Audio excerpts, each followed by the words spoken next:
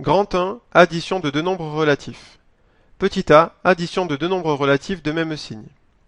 Si les deux nombres relatifs sont de même signe, soit ils sont tous les deux positifs, soit ils sont tous les deux négatifs. Dans le cas où les deux nombres sont positifs, c'est une addition classique. On sait faire ça depuis l'école primaire, donc on peut choisir n'importe quel exemple. Donc on va prendre par exemple 2 plus 6. Et on veut savoir à quoi est égale cette addition. Alors bien entendu on connaît le résultat, c'est égal à 8. Si on traduit cela sur un axe gradué, on peut choisir un point ici d'abscisse 2, donc je choisis un point A d'abscisse 2.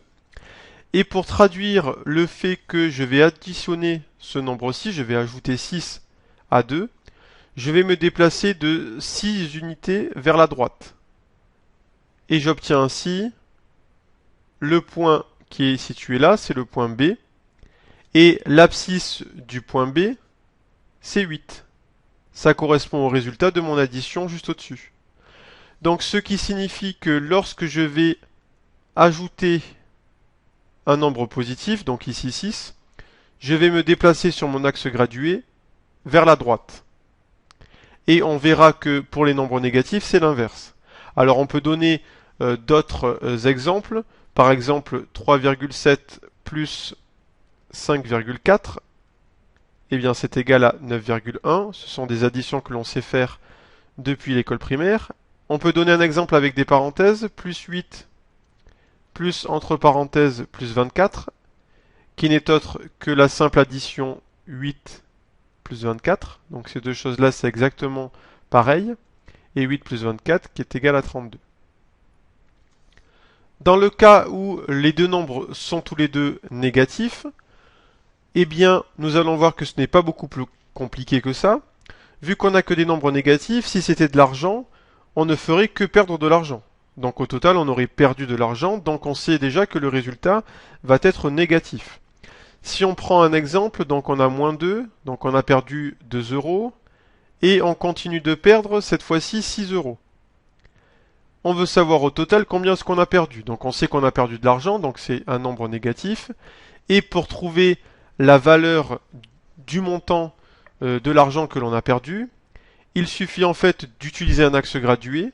Donc on peut utiliser cet axe gradué. Donc on a le 0 ici. On choisit le point ici d'abscisse moins 2. Donc on choisit le point C d'abscisse moins 2. Et on traduit le fait que lorsqu'on ajoute un nombre négatif, donc ici on souhaite ajouter moins 6, cela va se traduire par un déplacement vers la gauche sur mon axe gradué. Et on va se décaler en fait de 6 unités, cette fois-ci vers la gauche, puisque c'est un nombre négatif que l'on ajoute. Et on obtient ainsi ici le point D. Et on remarque que l'abscisse du point D, c'est moins 8. Donc le résultat de mon addition moins 2 plus moins 6, ce sera moins 8. On traduit ainsi le fait que lorsqu'on ajoute un nombre négatif, cela se traduit sur un axe gradué par un déplacement vers la gauche. Alors on peut donner bien entendu d'autres exemples. Moins 3,5 plus entre parenthèses moins 1,5. Le résultat est forcément négatif, donc on commence par mettre le moins. Et 3,5 plus 1,5, ça fait 5. Donc le résultat est moins 5. Un autre exemple, moins 4,7 plus moins 5,3. Le résultat est négatif, donc on écrit le moins. Et 4,7 plus 5,3, ça nous fait 10. Donc le résultat, c'est moins 10. On a ici en bas la règle qui nous permet de traduire ce que l'on vient de voir. Comment est-ce qu'on fait pour ajouter deux nombres de même signe? Eh bien, la somme de deux nombres relatifs de même signe, c'est un nombre relatif qui a pour signe le signe commun aux deux nombres. Donc si les deux nombres sont positifs, le résultat est positif. Si les deux nombres sont négatifs, le résultat est négatif. Et pour distance à 0, la somme des distances à 0. Ça c'est très important.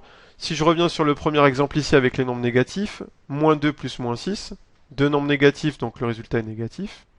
Et pour connaître la distance à 0 ici, j'additionne 2 et 6. Donc 2 et 6 ça fait 8, donc le résultat sera en tout moins 8.